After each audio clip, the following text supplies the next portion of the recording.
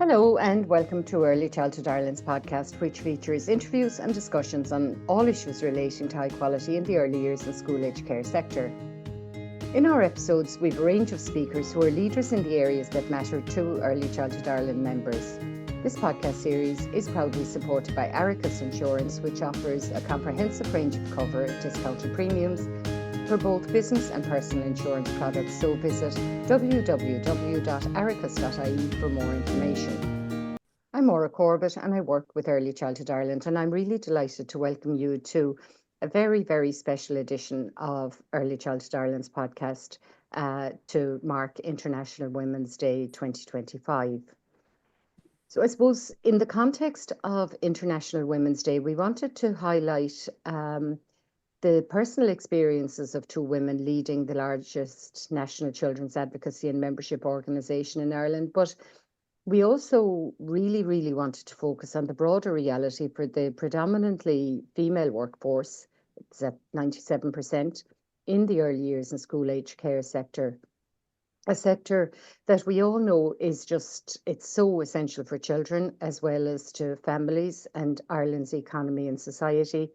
And yet, as we know, is undervalued and underpaid. So to examine these issues and explore some of the challenges, I'm so pleased to be joined by the chairperson of Early Childhood Ireland, Sheila Nunan, and our CEO, Teresa Heeney.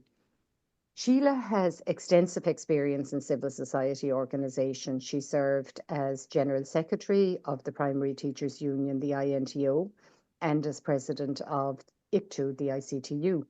She's a member of the governing body of the National College of Ireland. She has worked as a primary teacher and a principal, and she's a graduate of UCD and St. Pat's College in Drumcondra.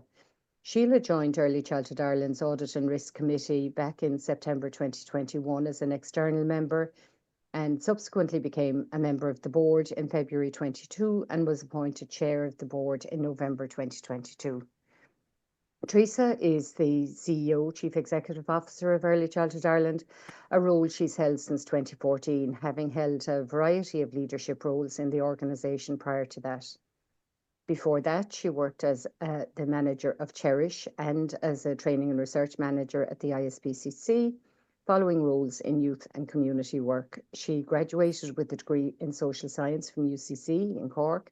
She completed a master's in business management with Maynooth University. She holds a professional certification in governance from the IPA and has served on a variety of boards, and she's currently a ministerial appointee on the Young Ireland Advisory Committee. So Sheila and Teresa, you're both most welcome, and thank you both for taking the time to join me today. Thanks for the invitation, Maura. Pleased to be here. Delighted to be here. Thank you, Maura. Thank you both. Sheila, I might come to you first, and I'm going to ask you to tell us a little bit of the key challenges and opportunities in leading a national advocacy organisation like Early Childhood Ireland. Well, I suppose, first of all, I think the key challenges probably are making sure that we can, champion and advocate and position Early Childhood Ireland to be able to do what's really important to be done over the next few years. I think first to recognise, particularly on the day that's, the day that's in it, an International Women's Day, the fantastic work that has been done to date, on behalf of women and by women. And I stand on the shoulders of a lot of those women in terms of bringing us where we are today. And it's been a slow and it's been a long journey to kind of get early childhood, recognise the importance of that part of a child's life, the critical important part of that child's life. So I think the challenge is now to work on that. But there has been very significant investment from government. There has been huge policy development. There's been magnificent advocacy by Early Childhood Ireland. But I think there are still gaps. There are gaps around ensuring that the profession that's delivering the service is treated with the respect that it should. And by that, I mean broadly, that translates in plain English, better treatment in terms of pay and conditions. And I think that's probably one of the last big building blocks. But we take nothing for granted. The world is in a very chaotic state at the moment. And I think that even makes it more urgent that the work that happens in that sector continues to be invested in and continues to be resourced in. I think the challenge is to maintain the trust. There's huge trust by the membership of Early Childhood Ireland in its organisation. And obviously that again is a credit to the work that's been done. And to maintain that trust, to build on that trust, to harness that trust, to ensure that we can really achieve the kind of the goals and the aims and the strategies set out. Not easy, competing agendas, competing demand for resources. So, not necessarily shouting the loudest, but shouting strategically, or what's the word, the kind of the horse whisperers into the right minister's ears, and that's about positioning and that. But I'm confident because I think the ambition is very well laid out, and I'm delighted in my position as chair to support Teresa and her team to continue in the work and the direction that they're going in, because I'm driven by the belief that it can be done and it can be achieved. Teresa, do you want to? Sorry, Maura. Yeah. So I was just going to say, do you want to give us your take? Yeah, what Sheila is saying. I suppose to that I would add, in terms of what the challenges are, I think that we still see early childhood education as being as something that helps to contribute to society and economy and the workforce. And so another part of the egg that has to be cracked is moving to seeing early childhood education as being for children. We would never dream of accepting some of the conditions in primary school that are acceptable in early childhood education.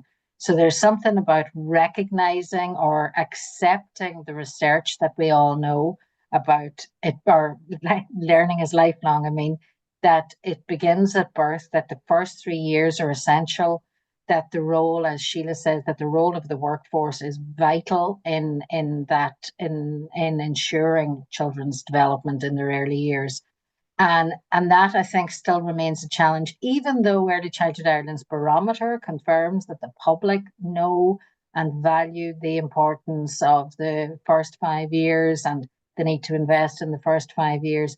So there's just another egg in that half dozen, I think, that has to be cracked. That remains challenging about seeing early childhood education, the services and the supports that thousands of people are providing as we speak this morning, that they are designed with and for the best interests of children, and not just as something that is about facilitating families to go to work. In a previous role as a manager of a setting in Cork, I remember meeting Maureen Quill. She was a senator at the time with the Progressive Democrats, and it stands out in my mind as clear as if it was yesterday. She said at that time, and that would have been around the time of the Equal Opportunities Childcare Programme, when early years was in the Department of Justice and so on. So we've moved a lot since then. But even back then, she said we're doing the right thing for the wrong reasons. And I think in some ways we still are, that it's not seen as a child's rights issue. It's labor force activation and so on. And so in your discussion of the challenges and so on, you both mentioned the terms and conditions and so on that that educators have. Can you take us through what you see, some of the the realities and some of those challenges for the largely women who are working in settings today? Teresa, I might start with you on that one. Sure. Thanks, Maura. Yeah, I mean, we know what we know. We know that 97% of our workforce is female. We know that the European target is that 20% of the workforce should be male, so we're a long way off that. We know that for a lot of the educators, they work seasonal and seasonal and part-time contracts. So they're not working a full 35-hour week. That suits some, doesn't suit all. We know that we have a process that is the setting of employment regulation orders that are being used to set the hourly rates of pay. And after an 18-month negotiation, the last ERO increased the minimum hourly rate of pay to 13.65, which I think is about 15 cents over the national minimum wage. This is for a trained and qualified workforce. So we know that a lot of the people don't enjoy maternity leave top-up payments. They don't enjoy pensions. So, we have a set of terms and conditions that do not reflect the importance of the role, the relationship that educators play with parents, obviously their relationship with children, and it absolutely feeds the fact that we have a massive turnover of staff in our sector, that we find it really hard to recruit people into the sector. We have the ironic situation where we have an awful lot of people qualifying every year in early childhood education, but we can't entice them to work in the sector, which I believe is due to the terms and conditions of employment. So that's the reality. And obviously something very radical is needed at this point if we are going to disrupt that reality in a manageable time frame, where we're not going to be sitting here talking in, for International Women's Day in 2036 or 2046. Yeah, and funny, Maura, you were talking earlier about, the labour activation measures. And I think, understandably, for whatever government of the day, there's been, a lot of demand and a lot of focus about cost for parents and cost. And I think that probably has just unfortunately overshadowed or not given the same value to the debate around the terms and conditions. So, and then so you'll hear a discussion about the cost for parents, the cost of childcare, manifestos about reducing the cost, making it minimum. But I don't think we didn't see anything like the same detailed discussion on how the workforce could be, professionalized through proper, a recognition, you might say, and a value. And it is because it's gendered, and we have seen that down through the decades, I suppose, to a certain extent. So while I know it's you're right, Teresa, because there's a hunger and a demand, and we know they've done it to do the graduate courses, and there is not the same on the other track. Then it's a graduate course to go into a very low paid employment, but the system can't work in terms of a recruitment and a retention basis on this, and that always, that will impact quality at the end of the day. And I mean, a key plank of the work of ECI is around quality, and we see this debate going on, I suppose you might say, with the teacher shortages on up through primary and post-primary. You have to good quality workforce is about recruitment and retention, recruitment at the highest possible professional level and retention.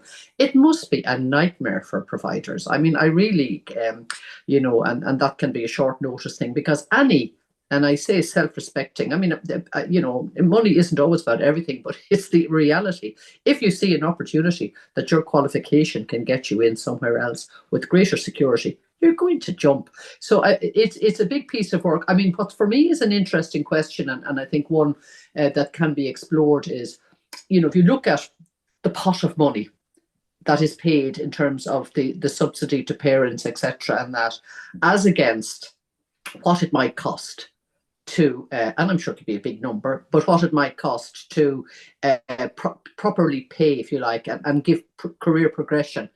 I'd just be interested in what are the different numbers in that, because already, I mean, there's a lot of money going in there. I mean, there's no primary school parent kind of wondering about the cost of sending. Well, obviously there's debate about school books, uniforms, and even those been addressed. That system isn't run on the basis of the school saying, "Oh, look, I'm really sorry now, resource-wise, and sure, Teresa left because the paying conditions and all of that." Those conversations aren't taking place. So what's the automatic switch at 4 to 5 years of age that occurs? So that's where the work, and that conversation, just, we need to be hammering at it. We need to keep saying, and in fairness to the workforce, I mean, it is about respect.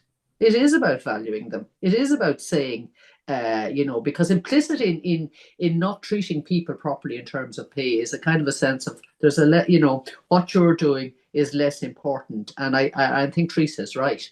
I mean, all of the research now about the critical phase of children's life from birth up to the first years, governments should really be paying, the height, really ensuring, because otherwise they're playing catch up in terms of trying to deal with things further on. So it's a central, in my view, it's one of the last big untended areas that really needs to be addressed. It's a long game. It's not going to happen, but I think we need to give the workforce a sense of hope that this is something that will be advocated for, and that we can really try to see can we really push to get that on the agenda. As I said, a competing agenda. Look at this week and what's spilling out of geopolitics. Suddenly, I was listening to the news this morning, millions and billions on armaments out of the blue. Suddenly, that money can just, and I'm not underestimating all of those really critical issues, but let's not minimize, what is needed, what should be done, what can be done in this sector for the benefit of children, for the benefit of parents, and for the benefit of society. Yeah, hearing you talking about the terms and conditions and seasonal work and so on, and as Teresa said, part-time work suits a lot of maybe women in particular, but I was doing training when at a time, it was a June day, gorgeous, absolutely, one of those stunningly gorgeous June days, and full day training in a setting one day. There were staff from three settings, and there was one woman there who was, reflecting so much on what we were talking about, and you could hear her having side conversations with her colleagues about, we could do that and we could do that, and if we move this here and if we move this there, and really eagerly taking on board what we were all discussing, very passionate about her work. And then at the end of the day, as we were wrapping up, she took a white envelope out of her bag and went up to her manager and said, can you sign this for me, please? And it was her signing on form for the summer. And this passionate, engaged educator who had to sign on for the summer. And there's a bit in that about respect and the hidden cost to government of, they were paying her one way or another in some ways, but she had to, sign on to get what she was entitled to. And I often remember that day that we, no primary teacher has to sign on for the summer once they got their permit. But we must remember that, sorry, Teresa, I mean, that journey also started, it's an interesting journey to chart as well. And that's what gives us hope and kind of inspires, that, to be focused and to remember, you just have to keep very clear about where the journey is and what the purpose is, and we're thinking through the steps to get there. Sorry, Teresa. Yeah, I suppose just to continue a little bit about how far we've come. There's no doubt, there's absolutely no doubt that the cause of early childhood education has been a big focus of attention. And as I said, I think a lot of it is about labour market activation, which of course benefits society. Nobody's denying any of that. But it means that and I think the expenditure at this point now is a 1.2 billion, maybe, or maybe over 1.2 billion. So it's very significant. The reality, however, is that a lot of that is about affordability, which increases demand and causes even greater problems then of access and capacity. And, an increased demand without a workforce to deliver it is, nobody's winning there. Everybody is stressed. Parents are stressed. They can't find a place and a place in a centre. We know that there is a real move to get childminders regulated and registered, and that's really welcome because they're a very, very important choice for a lot of families. But again, it's about, an increased demand and increased awareness, but without a good, solid, predictable workforce. I think that high quality workforce. It leaves children not getting the services that they have a right to get, and parents very stressed because they're not able to access or find a place at all.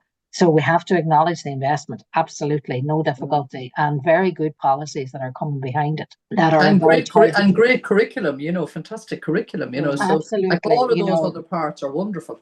Yeah, like with good policymakers for sure. We have a solid inspection regime, and we know that they're working towards a single inspection. We have the Asher curriculum, which has recently been redone, and it's very exciting, I think, for the sector. We have the AIM model, which of course speaks to children with additional needs and the introduction of equal start. And then we have the nurturing skills, which is about the workforce, and therein is where the gold stones all are, because that is how we are going to unlock all of the rest of those of that infrastructure. It is only through a well qualified and, as I said, predictable, high quality workforce that we're going to be able to deliver on all of the rest of that infrastructure that's vital. Yeah, and because we're just kind of after the CAO application piece now, and it's wonderful that people want to go into the sector. I mean, Ireland places a high value overall, I think, on education. So it is wonderful that largely young women, Teresa, you're right, and less. It's marvelous that they want to go into it. And I'm sure there's a lot of conversations go on in kitchens from parents about CAO choices, and well, that's all very good, but really, you're good. So it's so we need to, is to capture the enthusiasm that's there to work in the sector, and not to see the drift later, because that great, lovely, youthful ambition and desire, and we see it, in all of the examples of what's going on. They will just eventually say, no, I can't sustain a livelihood on this, so off I go. Well, I mean, if I could offer an anecdote about that, I spoke at a college graduation, their early childhood education graduation ceremony 12 months ago, and the group had graduated in June, and they were having the ceremony close to the end of the year, and 50 students had graduated in the June, and only one was still working in early years. Yeah. So we can't have that, and we have to acknowledge that these people are being employed in the work of other departments, as we all know. Many of them moving into using it as a route and to become primary school teachers, moving to work as anecdotally, but we don't have evidence about this. But I think it's reasonably good anecdotes that they're going to work as SNAs in primary schools, and as we know, there's been such an escalation of SNA roles in primary schools and classes and so on. So, we do see the work of, colleges and departments in early years sections all around the country. And those people we cannot even recruit them to join the workforce. And that's not even for a year, not even for 2 years, maybe on a part-time basis. So, when I said at the start that something radical is needed, like the problems are pretty radical. So therefore something pretty radical is needed, which I'm sure Maura is going to move on to talking about now. And I mean, I always say that, graduates like that are a wonderful asset to a primary school, whether they go on to do postgrad in primary education or SNAs, their experience in early years, their understanding of early years development, their familiarity with the Asher framework and so on. They're wonderful assets to the sectors that they end up in, but we need them in ours. So we've touched on this a couple of times, and I want to kind of go back to see what you both think, does gender play a part? I mean, I think, you both will probably say it does. We're talking for International Women's Day. And, we've said a couple of times, 97% of the educators in the sector are female. Does that predominantly female profile of the sector influence the pay and conditions? Sheila, I'll start with you on that one. I don't think there's any doubt about that, really, at the end of the day. I mean, the gender segregation is very clear. And I suppose generally, I was going to say generalize maybe across the so-called caring professions, which are predominantly gender segregated. Teachers, the health professionals, nursing, and a lot of the other, caregiving roles. So there is a societal value, yes, and I won't say lip service, because I do think there is genuine appreciation for all of those roles, but it isn't followed through. There is no doubt about it that the kind of historic value, maybe, that is based, has kind of been socialized into the pay system, and that's just not in Ireland. I mean, to a certain extent, there's a bit of internationalizing about that. And I think because, the week and the day that's in it, International Women's Day, it is, it's helpful to us, and it encourages us to look at the campaigns, around equality down the years that led to legislation, that led to, people being able to kind of argue discriminatory cases and all of that, so that some of the structures in terms of the policies were put in place. So for example, in the primary and post-primary kind of the equal pay debates over the years, were very important. Now, this is a slightly different, so it's not about unequal pay within the sector, but it is an inequality in terms of a recognition of caring.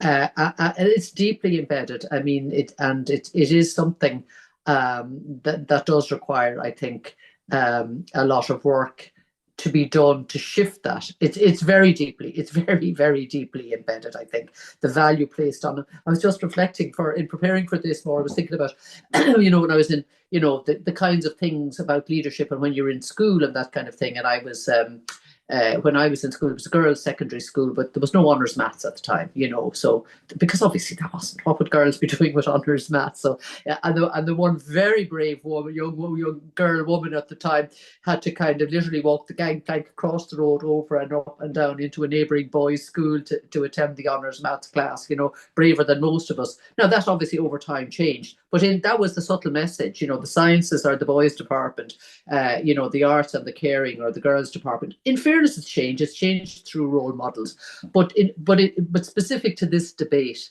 today, it does contribute, in my view, to the challenge of trying to get an improvement in terms of, that respect we talk about, that status, that recognition, and to kind of convert that lip service of the critical importance. I mean, I was just even looking at I think it's a seminar on neurodiversity, which is, and I thought this is also critically important kind of an area. And you would want the workforce to have the skills, the knowledge, the competence on this, which is just so primarily beneficial for the child that they may be dealing with, but in general will contribute so much. So it's less, I suppose there's an invisibility always to the sort of the subtlety of the quality of caring and those kinds of roles, and how metrics of government assess, science, the industries and those things. But of course, these are the children. I mean, at very basic level, these are the young children that will occupy these roles in the future as well. So,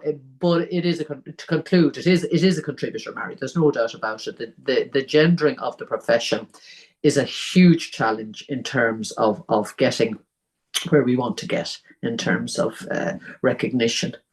Teresa, yeah, and more, I suppose the only point that I would add to that maybe is something about the part-time nature, like it's characterized by people who work on a part-time basis, and it's seen as caring as well. So, and we don't have any good examples really of part-time female roles that are seen as caring that are well paid for. We don't value them.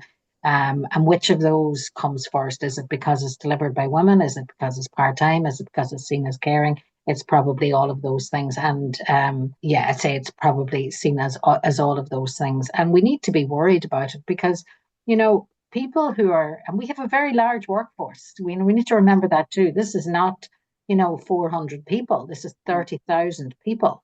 And, for them to be employed in a precarious way, doesn't augur well for a good, robust system that we know is vital for for parents. Like, nobody ever thinks that when a school closes for a day for, the teachers' days or the CPD days, nobody ever says, well, how am I going to get to work? Parents just figure it out. They just do. Is the fact that a child is going to school enabling a parent to go to work? Absolutely. Absolutely. Parents do it all the time.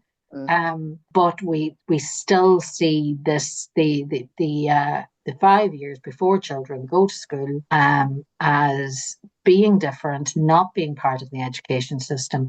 We need to see it part of that, as I said earlier, that learning is lifelong. It starts at birth, and the role of the adult is vital, be that parent. And I know that we advocate for a full year of parental leave so that children can stay at home in their first year, because the evidence supports that. But thereafter, where there is somebody replacing parents as a primary caregiver, like, we have to recognize the critical importance of that person's role in ensuring children's well-being. So sad, isn't it, that care is seen as a lesser factor in the as not education educated and in care. some way. I mean, and it's all the way back to the white paper, it spoke about the educative nature of care. And of course it is. Think about what children learn when they see caring behavior. And which of us wouldn't want to be told that if you have children, or your niece or your nephew demonstrated really lovely caring behavior to the child that they sat beside, or their colleague in school, or their school friend. As a parent or an aunt or a caregiver or a guardian, you'd be delighted to hear that kind of feedback. So of course, the educated nature of care is absolutely vital, but unfortunately, we don't have a great track record in demonstrating the value of that. And I think nurturing pedagogy is, another, way to describe it, which is, so important for children's overall development. Sorry, Sheila. Yeah, no. I mean, when I have these kinds of debates, when you kind of look back, I always have to kind of say, right, at least we're now in the month of March and the sun is shining again, is to kind of to look back. I think sometimes, as I said, to celebrate where we've come from. I mean, I came from the public service side, civil service side, where women had to give up work, to rear their children, and so all of the this is a very deep, long, historic kind of positioning of women and children that we just, and I think, again, in the world we live in, I naively always think things are moving forward all the time. I think we've learned in recent weeks that 2 steps forward and 1 step back in parts of the world in relation to positioning of women. So yeah, we just have to keep championing it, and with urgency, and getting the voices to articulate it. And it's really probably about shifting it away from that, going back to that point we've made, and I think it's worth remaking, shifting it away from the labour activation or the cost piece, which are, I'm not underestimating them. I mean, I shouldn't say shifting away from them, but putting it on an equal par with those. That's what we need to do, because there is an ignoring of the fact, or an assumption maybe that they can have that workforce available to them. Well, they can't, and they won't. And and particularly as education generally is kind of, and routes of access and flexibility in terms of qualifications, which is all very welcome, but that will pull more people away into positions that will give them more stability and more security, and that's really important. We've talked about the need for radical solutions, radical things to address it. It's a radical problem, and so on. Sheila, I'll ask you first.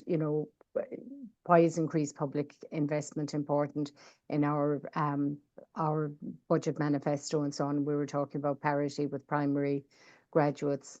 Why do you think that will help to address the issue? And Teresa, I'll come to you in a second on that one as well. Because I think, if first of all, if that increased investment put in, it's sending a strong signal about the value of so it's putting money where often we hear about people saying, we value this sector and that. It is critical, but because it's turning the education pyramid the way it should be, which is greater funding going in at the bottom, Now, I mean, in fairness, I know every sector of education wants to see more investment, including third level, but every child, in terms of to childminding into the early childhood sector, that's open to everybody. So that investment is absolutely critical. It's critical to a properly functioning society. I mean, it's just critical across the board, and it is about really getting governments to recognise, in terms of budgetary planning, placing the workforce at the centre, I think, of that budgetary planning as well. Would be that is the only way that this can be achieved at the end of the day, and I would hope that the kind of progress that has been building up, and that good investment and the policy-led kind of approach in terms of First Five and all of that, can include really proper recognition of the workforce in relation to that. But that requires positioning and networking and lobbying and advocating and having everybody on board, and a recognition that is the correct and proper thing to do. And that's the work that needs to be done. Teresa? The level of investment we know that is required is substantial. Like, nobody's saying that we can get that kind of additional investment that's needed in one budget. So, which is why we're saying that we need to have a 5-year plan. We're saying that this next government by 2030 has 5 good budgets to get us much closer to the kind of investment that's needed. The reason that, and so that's one thing. So we need to have an investment target, but we need to all agree what it is we're investing in and what we're building. And ultimately, what we should be building is something that delivers good outcomes for children. And I have no difficulty that is also delivering good value for money for the state, because it's a lot of investment. So if the state is investing a lot of money and it's not delivering good outcomes for children, then that's kind of a waste of money, in many, many ways. And we know, so this is a very simple equation. We know that the key deliverable or indicator of good quality is the quality of the workforce. And we have 20, maybe more than 20 colleges around the country, from the Atlantic Technical University up in the north down to the Southeast Technical University in the southeast. So from Donegal to Wexford and everywhere in between are delivering degrees in early childhood education. And we have a workforce that are qualified to level 5 and level 6, and we have the government funding. And still we have people not wanting to work in the sector. So we must move towards giving some concrete, robust terms and conditions for the workforce, which is why Early Childhood Ireland has been calling for that workforce to be taken into the employ of the state, and that people who enjoy this, or the people who are qualified to the same extent as primary school teachers, should enjoy the same terms and conditions of employment, that children don't start at age 5 and their learning journey does not start at age 5 when they enter the door of St. Mary's or the local national school. And then to wrap up, one final kind of personal reflection, I'm going to take a quote from a consultation that Start Strong, I think, did a number of years ago. If I had a magic wand, Sheila, if you had a magic wand in relation to, the sector, International Women's Day, what would you do? Well, in relation to the sector, I think it just follows on from the conversation that we are having. I would, if I had a magic wand, I would, really like to see that the minister and department responsible would take up that challenge of engaging in a consultation of how you set out over a number of years the steps that needed to be taken and to commit to achieving, commit to implementing rather those steps. I think that would be there. There are these historic moments where you had, the free second level education, Don O'Malley moment or whatever. I think that would be a really key moment in terms of education in this country, which, as I said at the start, is hugely. I think we are kind of proud of the role of education. So and I don't like to use terms like, the Cinderella, because that's actually a little bit demeaning of brilliant people that are working in it.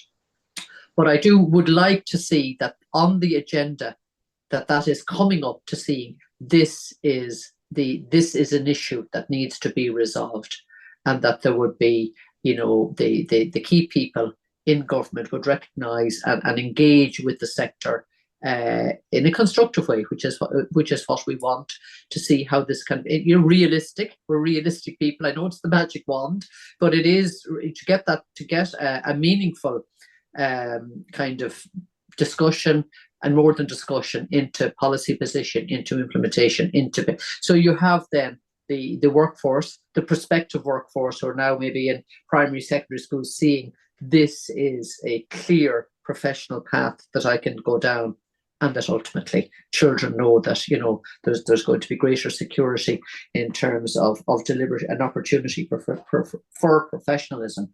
It's not a big magic wand ask. I mean, I've been very realistic about my magic wand. I think that's a very doable piece of magic, actually. So I like to deliver wishes that are in the realm of being deliverable. That's a deliverable magic wand wish, I think. So Teresa, we'll give you the magic wand now.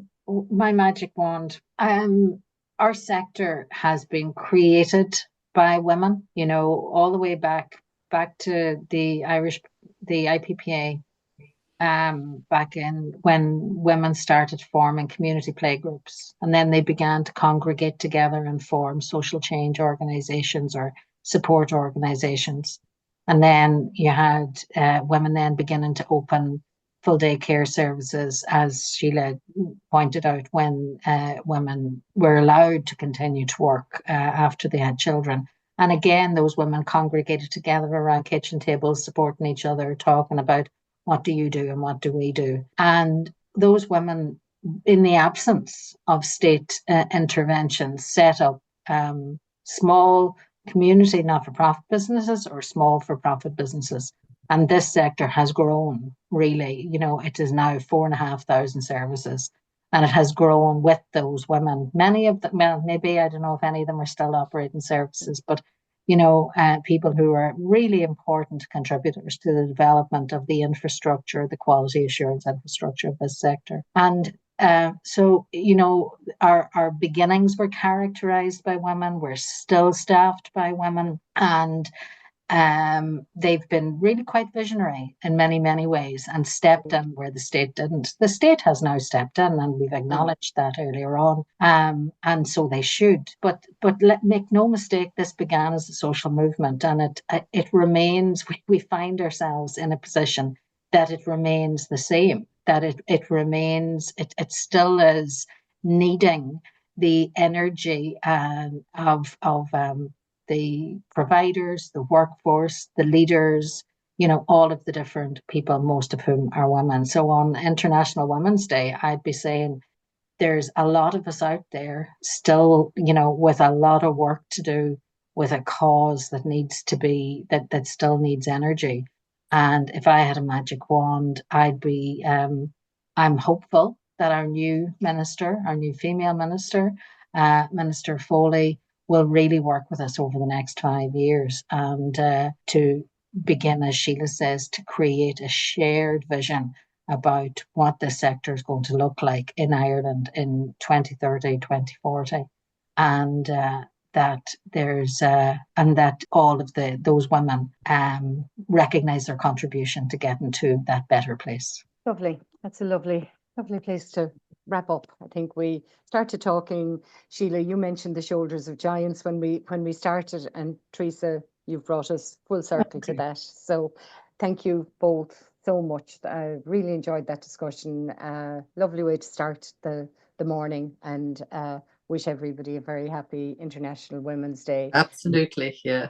And thank you. And thank you for listening to this episode of Early Childhood Ireland's podcast, which is proudly supported by Aricus Insurance. If you enjoyed it, please subscribe and spread the word to your friends and colleagues, and stay tuned for our next episode.